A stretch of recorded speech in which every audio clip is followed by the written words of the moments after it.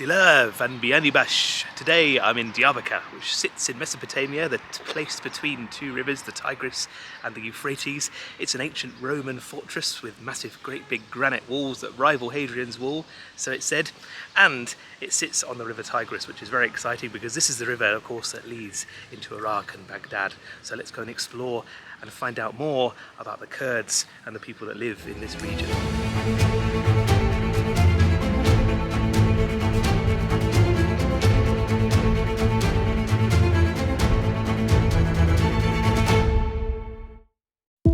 The Kurds are a Persian ethnic group that have long lived on the plains of Anatolia. Like the Armenians, they have their own distinct community with its own language and customs. In the early days of the Ottoman Sultanate, the Kurds had been given some autonomy on the border region of the empire, principally as this helped to defend the Ottoman Empire against their rivals the Safavids in Iran further south. This allowed the Kurds to establish some level of control in the region that now comprises of southeastern Turkey, northern Syria and northern Iraq. In the 19th century, Ottoman attitudes towards the Kurds began to change as they sought to use them against the Armenian community, most notably in the persecution of Armenians that took place in the late 19th century. In the early 20th century, many Kurds themselves faced resettlement as the newly created Turkey took shape under Mustafa Kemal Ataturk. The idea of an independent Kurdistan, although to some degree mentioned in the treaties following the First World War, was never realised. The Kurdish people, however, maintain a presence in this same region today, most recently gaining media attention in their fight against ISIS in northern Iraq and Syria. Their language and customs in Turkey have survived into the 21st century. As for my visit, I found the people I met in this region to be particularly friendly, helpful, genuine and kind. So this is it, the Roman walls of Diyarbakir, an ancient fortress out in Mesopotamia. And apparently these walls are the best preserved set of Roman walls next to Hadrian's Wall in Britain. So there you go. But they look far more imposing in my opinion, and it's far more exotic being here than on the borders of Scotland too, although you might disagree with that. Anyway, let's go inside and enter this ancient fortress.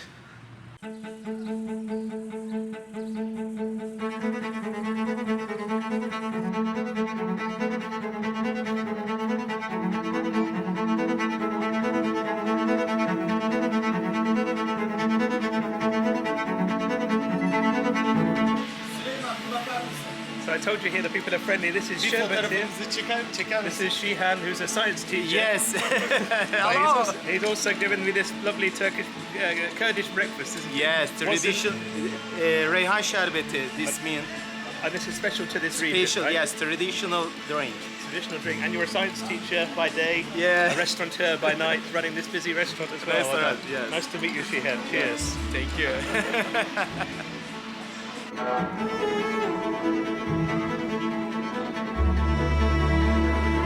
So after that breakfast I feel ready to explore now. Here's the main mosque, the Grand Mosque behind me.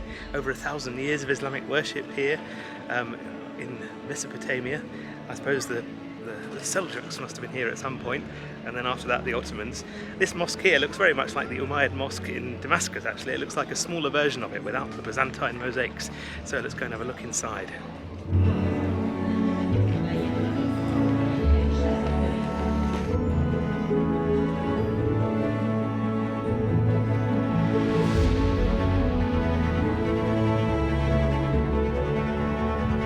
Here it is, the Grand Mosque. Who needs to be in Aleppo or Damascus when you have everything you need right here in Diyarbakir, it seems. Even behind me you can see these columns here, they look like they're Roman. If I get up close you can have a look. I think it was quite common for religious buildings in this area to repurpose Roman stone and pillars for their own ends. These look very Roman, I'll check it afterwards. But it's most likely that they were reused to build this mosque, I imagine. And there's the big minaret behind it. I love all this dark stone though, it looks so distinctive.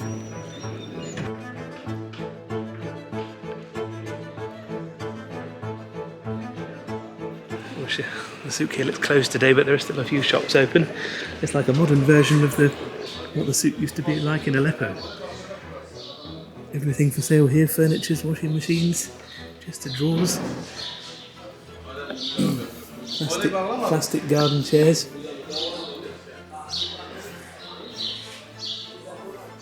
Whatever you want, you can get it in Diyarbakir.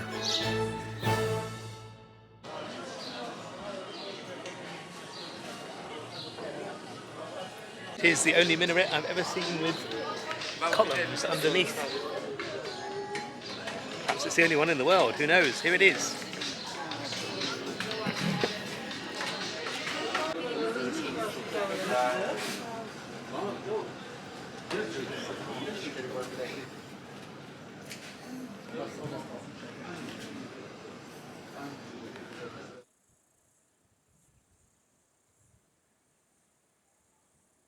So here are the walls, and it seems that you can climb them and go as high as you would like.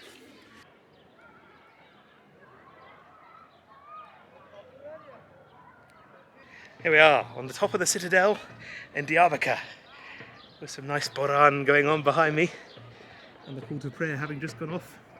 There's the Roman castle in the distance.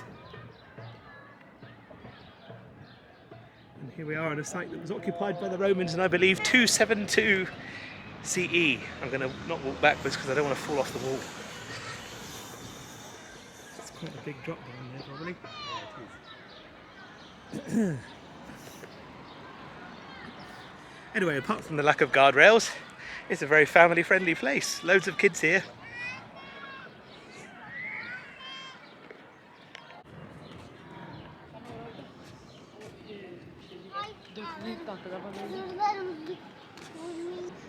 Hi, be careful here.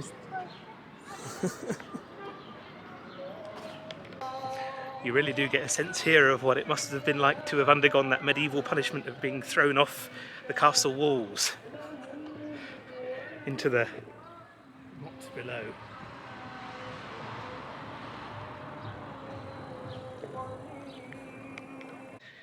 Now, I've also just remembered that this is probably one of the most seismically active parts of Turkey, and they had that big earthquake last year which destroyed a load of buildings here. Presumably these walls were still standing, otherwise we wouldn't be on them today, but still it's a bit worrying to be this high up when there's earthquakes that could well go on. In any case, they're Roman, so they're sturdy. Look at this now, you can see it incredibly clearly. The river Tigris behind me. Part of the cradle of mankind's civilization many, many thousands of years ago. Here's the citadel, and you can just see how lush green the terrain is down there. This river and the Euphrates were both lifelines in the desert, a bit like the Nile, which made this area so fertile back in the ancient world.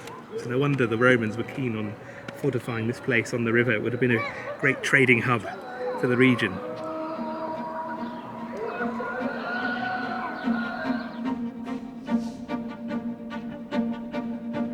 So having found out a bit more information about this place, Diyarbakir, I can tell you that it was settled 6,000 years ago by the Hurrian civilization, and they're the ones that are responsible for the original founding of this fort. Thousands of years later, it was taken over by the Romans. After them, Islam made its way here, and it was conquered by the Caliph Omar in the 6th century when it became Muslim.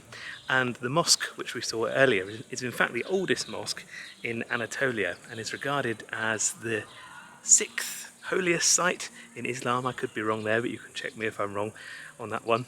In any case, the site of Diyarbakir has been an integral part of the Islamic world for a long, long time. After that, from the time of the Seljuk Turks in the Middle Ages right through to the Ottoman period, which lasted, of course, until the 20th century. So the only historical part we haven't talked about there so far is about the Kurds. So let's go and find out something about the Kurds in this region.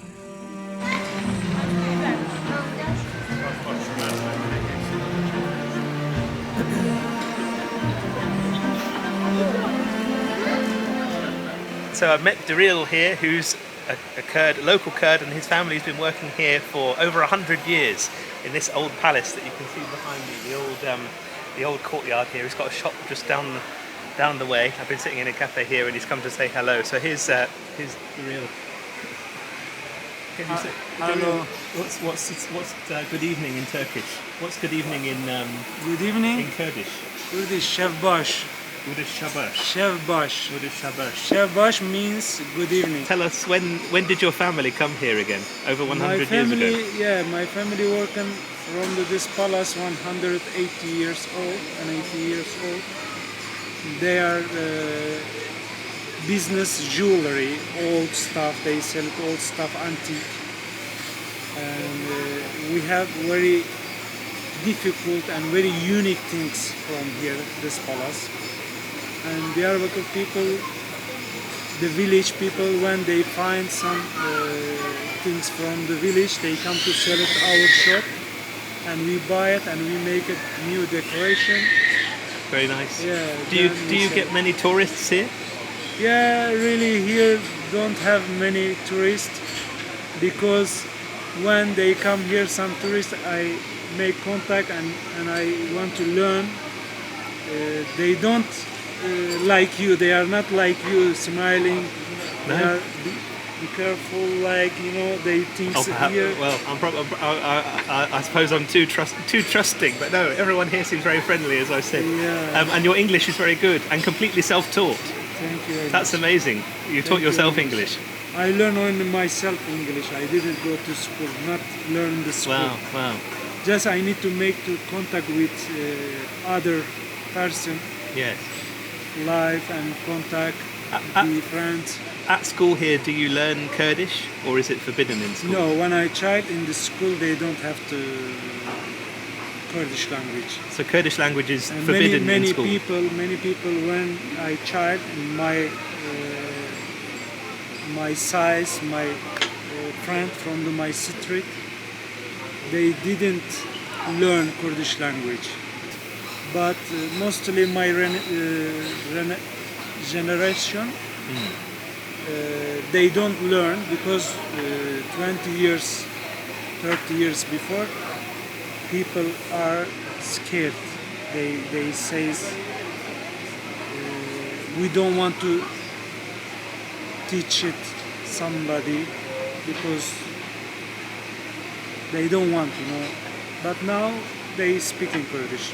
The government allows it to be Yeah, spoken in school. now special language. Yeah, if you go to school, if you want, they say special language. Yeah.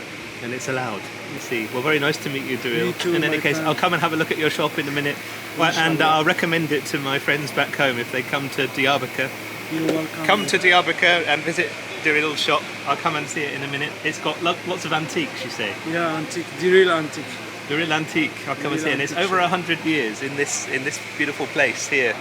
I mean, what a place for your family to work in this marvelous old palace. Hassan Pasha. Hassan Pasha is the name of it. Yeah, here name is Hassan Pasha Hanı, Very nice. old palace. I'll say goodbye in Kurdish. How do you say goodbye? Goodbye, Rojbash. Have a nice day, Rojbash. Okay, Rojbash. Have a nice day. Rojbash. I'm going to fast forward a bit in time. It's now 11:30 at night, and the very kind lady that I'm staying in the Airbnb with is a Kurdish teacher, so I thought it would be good to perhaps have her answer some questions on what the Kurdish language is, why it's important, and what it sounds like as well. And she's very kindly agreed, and so we are at this lovely cafe at 11:30 at night somewhere in Diyarbakir. So let me introduce her. This is Shevin. Do you want to say hello? Hello, I'm Shevin. Shevin, and your friend, I'll do it round this way. Hello, Baver. Hello, both of you. I should say. Is this okay? Sorry for my Is it- English. No problem. Why do you think it's important for people to speak Kurdish here in this part of Turkey? It's too important to speak Kurdish because we don't have identity in Turkey. I'm Kurdish. For example, my mother and my grandma cannot speak Turkish, but they have Turkish identity. It's really difficult. It's really bad because we don't have any status in Turkey.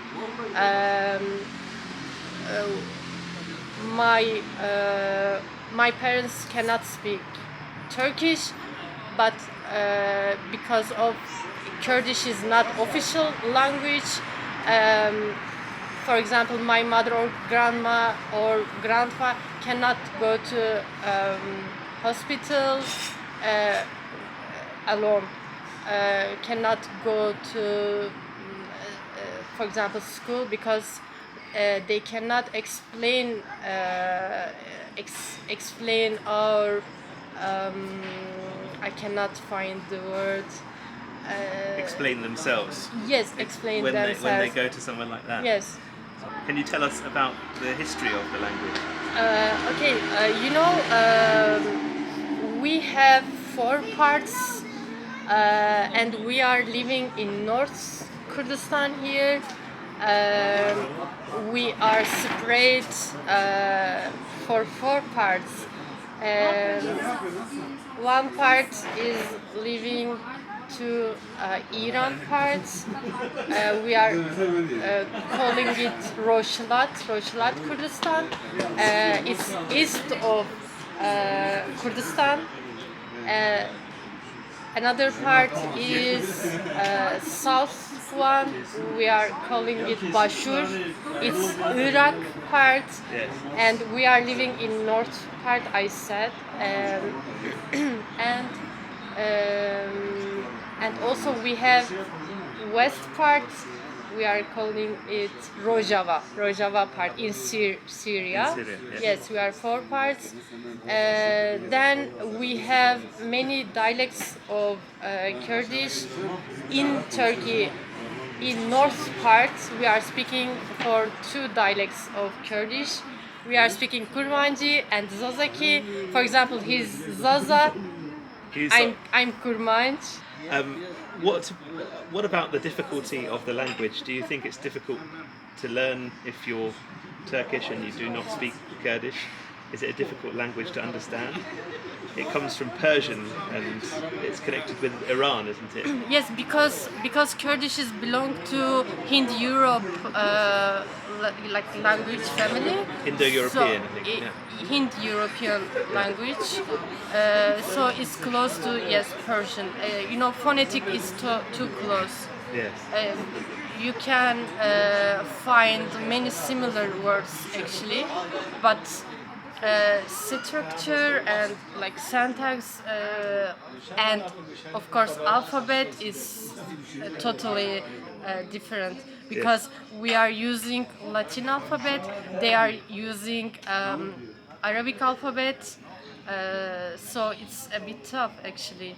Finally, then, can you tell us a couple of Kurdish words? How do we say perhaps good night and? Sheva ve bimine khosh. Shebash. Can we hear it from you too? Shebash. Shebash. Thank you very much for saying You're welcome. Shpashtikim to you all. Spas khosh. You're welcome. So I did buy something. I did buy something from their old shop, but now we got some music, so it's worth it.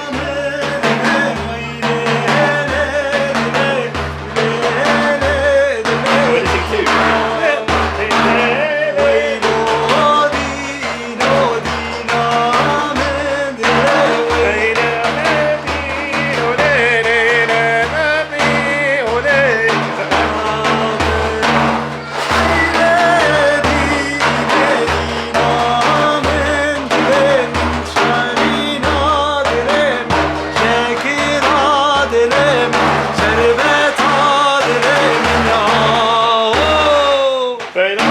Now you can sing from this style in English. In English? Yeah, this style. Okay. What would I say?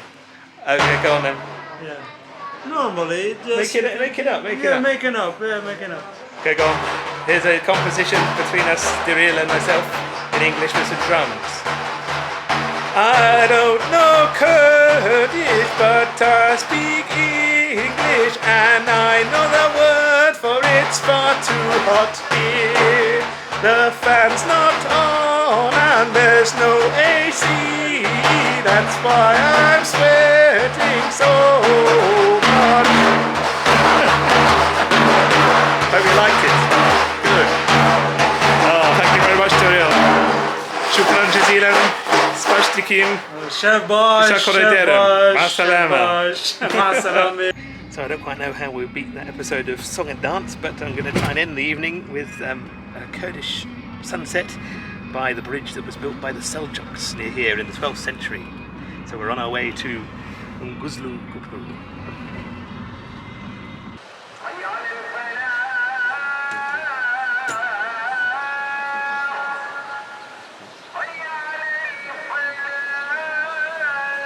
There you go, I said the people were friendly, they want a photograph now. Photo. Yeah, have a photo, come on.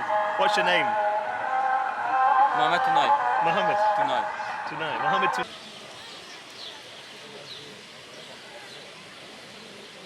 Now, what better way is there to end the day with a cup of Turkish tea, if I can pour it properly, in front of a bridge that was built by the Seljuks in the 12th century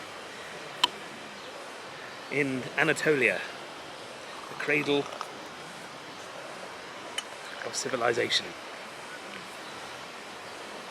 So we've had a lovely day today, we've had a lot of good experiences, spoken some Turkish, or tried to, sung some not so Kurdish music to a Kurdish tambourine, bought some overly priced jewellery, I imagine, and overall it's been great to experience this fascinating part of the world. To think that what we're sitting in now has been the cradle of mankind for thousands of years. 6000 BC this place was settled by that group of people called the Hurrians, I think it was, I remember from earlier on. And further up the river Tigris here, you can see, well, I can see the fort that's nestled, that they built, nestled on the side of the hill. That is the town, now the town of Diyarbakir. The river Tigris goes under this bridge all the way into Iraq. Baghdad this goes to. Fascinating, look at this. I can't believe it. Even more exciting than the River Aran. I didn't think life could get more exciting than that, but there you go. What else is there to say? Well, the Seljuks that built this bridge were responsible for quite a lot of Turkish expansion in this region of Anatolia, because they fought a battle against the Byzantines called the Battle of Dorylaeum in 1073. I'm guessing, I'll have to check that. And it was at that battle that the Byzantines were defeated, and they called for help. They sent the Byzantine emperor sent a call for help to the west, and it was one of the that was one of the causes of the First Crusade, because the Pope received this message from the Byzantine emperor saying that he wanted help against the Seljuk Turks, the Muslims in Anatolia, and then Pope Urban II took this opportunity to speak at the Council of Clermont in France, and he preached a new type of warfare to be directed against Muslims in this region, which resulted in thousands upon thousands of Europeans marching their way through Europe, through Anatolia, and eventually to capturing Jerusalem in 1099, in what then resulted in European settlements in the Holy Land, known as the Crusader States, that lasted for about 100 years and was an incredibly bloody period of history in this region. Now, because this region is just enriched in history, it's difficult to speak about any one period, but what we can say is that during the Ottoman period, which I'll be talking a lot more about in the other video I'm making on the Ottoman conquest of Constantinople, during the Ottoman period, this part of the world did have its issues, certainly with the Kurdish people, as it still does today. Further east, northeast, with the Armenians, which of course was a massive issue in when the Armenians were massacred in the early 20th century. But throughout the 18th and 19th centuries, it was really a melting pot of different religious beliefs, different racial groups, different ethnicities, and the Ottomans were quite good most of the time at ruling over a real hodgepodge of different groups of people and different religions. Christians, Jews, Muslims in one particular place. We've seen the difficulties that that's presented in the 20th century and the 21st century, even now with what Israel's doing in Gaza. And the Ottoman, going back to the Ottomans, what marks them out as being quite a successful regime in places throughout the period, the hundreds of years that they were in power in this region, was that they kept this region pretty stable and pretty peaceful.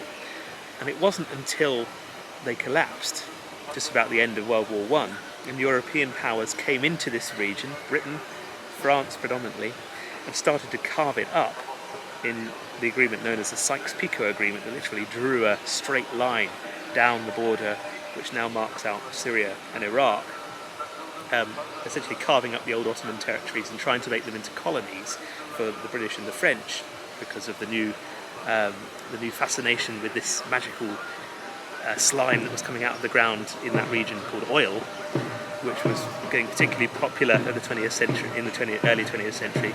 It wasn't until then that this period again began to see vast amounts of violence. Now Turkey's got its own story, of course. Turkey became its own country in the 1920s with the advent of Turkish secular nationalism under Ataturk, and this region of Anatolia became part of Turkey. It's still very controversial now, of course, because the Kurds, the main ethnic group that live here, and even in recent times when they've participated a lot in fighting ISIS in Iraq and Syria, they themselves have wanted their own nation. And I spoke earlier to Diril about the problems that's presented in recent Turkish history, with Kurdish being unable to be taught in Turkish schools up until recently. In fact, it's a very similar way in which it's very similar to the way in which perhaps the English treated the Welsh up until recently. Well, people in Wales weren't allowed to speak Welsh, and if you did, you had a sign hung around you and you were humiliated, which only changed really within the last 150 years or so of UK history. So, where am I going with this? I better stop talking because there's lots of music going on in the background now. But Anatolia, it's a fascinating place, a great place to sip tea, absolutely soaked in history, and fascinating particularly in the Ottoman period, where so many different groups, ethnicities and religions were tied together in a relatively peaceful way for so long. So here you go. I don't know how to say cheers in Kurdish, but we'll say Basalema in Arabic, goodbye and good night. Turkish. To say Diyarbakir is where we want to be. Yes.